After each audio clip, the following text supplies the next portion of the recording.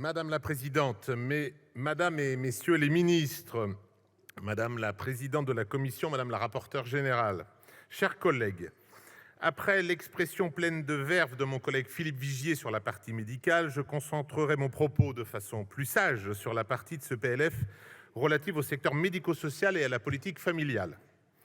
Sur ces deux aspects de notre protection sociale, le texte porte plusieurs dispositions intéressantes et pour certaines attendues de longue date.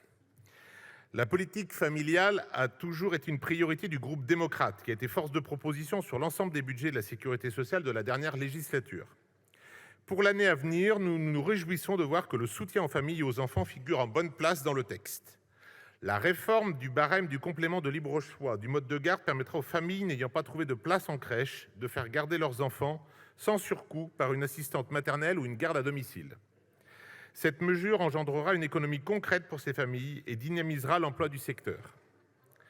À cela s'ajoute l'extension du bénéfice de ce dispositif jusqu'aux 12 ans de l'enfant pour les familles monoparentales.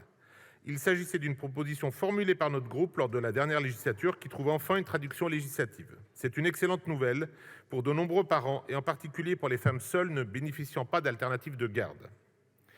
Toutefois, ces mesures positives ne doivent pas faire oublier l'impérieuse nécessité d'étoffer le nombre de places disponibles en crèche et dans d'autres structures dont notre pays manque cruellement.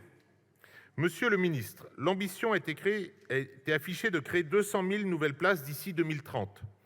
Pouvez-vous nous assurer les voies et moyens qui permettront d'atteindre cet objectif ?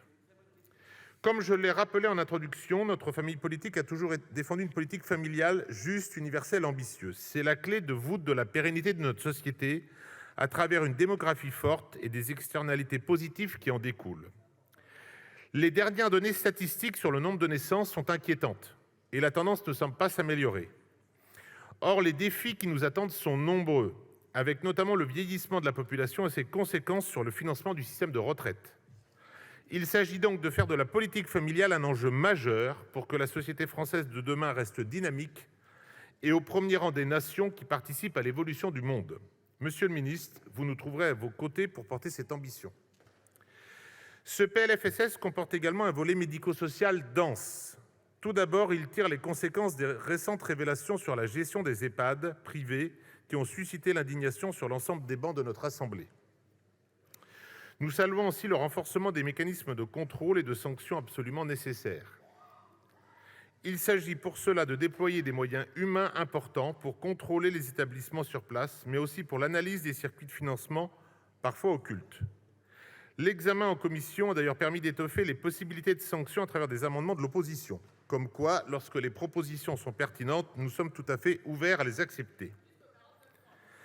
La question du grand âge et de la dépendance est depuis 2020 et la création de la branche autonomie centrale dans le PLFSS. Si des financements pérennes se déploient au fil des ans, il est impératif de poursuivre sur cette voie, afin notamment d'accélérer le virage domiciliaire voulu par une majorité de nos concitoyens.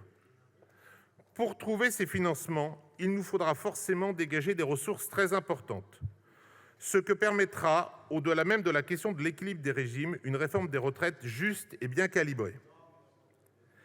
Vieillir chez soi passera par une montée en charge des services de soins à domicile et donc sur un renforcement massif de l'attractivité des métiers. Si les premiers jalons posés ces 2 dernières années vont dans le bon sens, notamment avec la fixation de tarifs planchers, il reste encore beaucoup de travail. Travail qui nécessitera un dialogue constant avec les départements. Cette démarche de co-construction a déjà porté ses fruits et nous ne doutons pas que le gouvernement poursuivra dans ce sens. Par exemple, la création du guichet unique sur les territoires est une excellente initiative qui doit pouvoir être déployée rapidement. Monsieur le ministre a annoncé l'accélération de la mise en œuvre de ce dispositif, nous la soutenons totalement.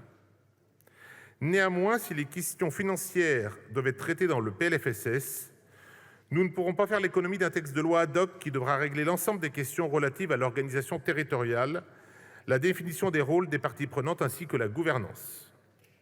En conclusion, ce PLFSS poursuit les efforts engagés sous la dernière législature pour soutenir et développer le secteur médico-social, trop longtemps laissé pour compte par les majorités précédentes. Mais il y a encore beaucoup de pain sur la planche et nous sommes pleinement mobilisés aux côtés du gouvernement pour atteindre les objectifs fixés. Je vous remercie.